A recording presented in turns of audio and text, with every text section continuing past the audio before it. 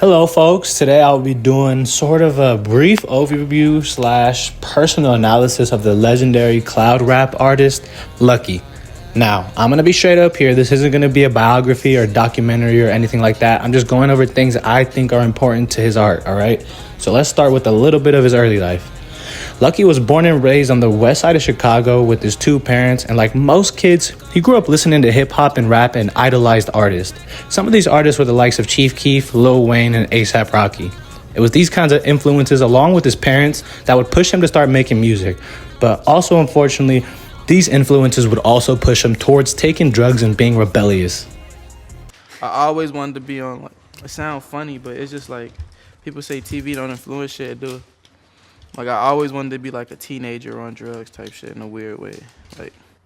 Like when I remember being 18, 19, well, 18, I was just 19. I remember being 18 looking at myself like, yo, I'm exactly who I want to be. But yeah, I knew I always wanted to be on drugs, but.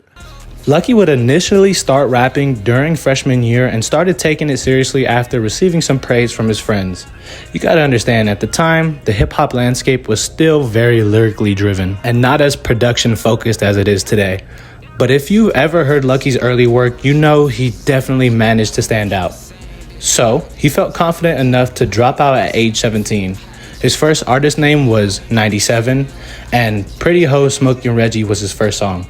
In 2012, however, he would change his name to Lucky X, a combination of his first name and the last syllable of the word Xanax. The $sign on the name was due to him being a fan of A$AP Rocky. Early on, LUCKI was lucky to happen to be friends with two kids named Anton and Kevin, who were interning at the media company Elevator, which led to LUCKI's debut music video, Untouchable, getting posted on their YouTube. And if you were listening to music on YouTube around that time, you know Elevator cranked out really solid content that the mainstream wasn't covering. LUCKI was very active as his local scene, which led him to making good connections early on. He was friends with Chance the Rapper and had a big-time manager. LUCKI and Chance the Rapper especially had a strong bond. Cause like with Chance, like it's like you knew he was gonna be famous. So shit happened like that. You really knew as soon as you met him? Bro, I'm trying to tell you, I saw that shit, bro. It was like he was famous already to me, bro. Really? Like, so it was like Very early on, you could definitely hear the Chief Keef and Chance the Rapper influence, especially Chance the Rapper. All of this, coupled along with his profound ability to subtly storytell, gained him a good amount of success quickly. Really, I was just good at telling stories. Like, that's what it was. I was just good at writing stories, and like I didn't really even know that at the time, but like people came back, like started telling me about that. Like, LUCKI, like most SoundCloud artists at the time, would go on to move out to LA, where he would also meet A$AP Rocky and Playboi Carti through Ian Connor. How'd you first start linking up with A$AP and all of them? Through like Ian and Carti type shit. Playboi and LUCKI even lived together at one point while they were both on the come up, and LUCKI could also be seen in A$AP Rocky's music video for Lamborghini High. Speaking of yams, I saw you were in the Lamborghini High video. How did that kind of all come together? I just woke up at Rocky crib. Being around Carti though, LUCKI was able to learn and expand his skill set. You wanna know something funny? Yeah, what's up? Like being around Carti taught me how to rap over trap beats. Remember, I used to make music like Chance the Rapper and them kind of like in that lane. Being around Carti taught me how to rap over like up-tempo beats without talking about like selling like bricks or killing people. You know, like taught me how to finesse over it. Hanging around Carti also led to him meeting and collaborating with Uno the Activist and Thousand Band Fawny. In January of 2016, LUCKI took out the ECKS from his name because he felt like it was childish and didn't want to copy A$AP Rocky style. Unfortunately, around this time, LUCKI's drug use would become less figurative and more of his reality. Around 2016, LUCKI was severely addicted to Xanax, and it was honestly sometimes very apparent in his music. This, along with his high rise in success, kind of led to LUCKI getting too comfortable and fucked off for a little bit there. This all led to him eventually being hospitalized, and it brought him to a very low point and really took a toll on him mentally.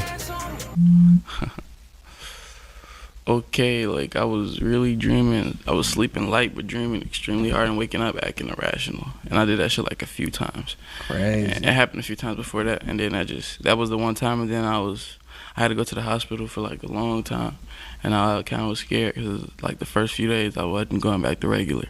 So you thought it'd be like a permanent psychosis type thing. And it's kind of, you know, it's scary when you in the hospital and the doctors like these people really don't know what the fuck is wrong with me. I swear that's the scariest shit ever. Like they didn't know what the fuck was going on.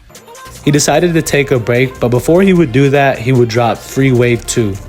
His substance abuse, though, was still very high and it was taking a toll on him, so he took a year hiatus to get himself together. During this hiatus, he had a kid, which really pushed him to work on himself more. Once his hiatus was done, though, in 2017, he dropped Watch My Back, an underground classic. I think at this point in the video, it's important to note that although on the surface, Lucky's music can be seen glorifying drug use, the reality is quite the opposite. That's why I really hate drugs now, because I be telling fans DM me, say they high as fuck. And I be talking to fans, I be telling niggas stop doing that shit. It's just, I'm never gonna stop rapping about that shit. I said this in my No Jumper interview. Like, it's actually like what I feel. Like, I actually feel that shit. Right. Like, I actually love writing that shit. Like, when I write a cool metaphor about like a drug, I actually love that shit. Right. I don't really think I don't glorify drugs at all, bro, because if you listen to my music, bro, like I talk about complete self-destruction. Right. Like my music is like a warning or something, bro. Right. Like I don't glorify drugs at all. But it's not on no corny shit. I don't know be aware shit. Like do what you want to do. If you gonna do drugs, do them. Like be safe. Like you know what I'm saying? But like my music, I don't glorify that shit because it's people. I don't glorify that shit. That shit is crazy. In 2019, Lucky would drop Free Wave 3, another classic.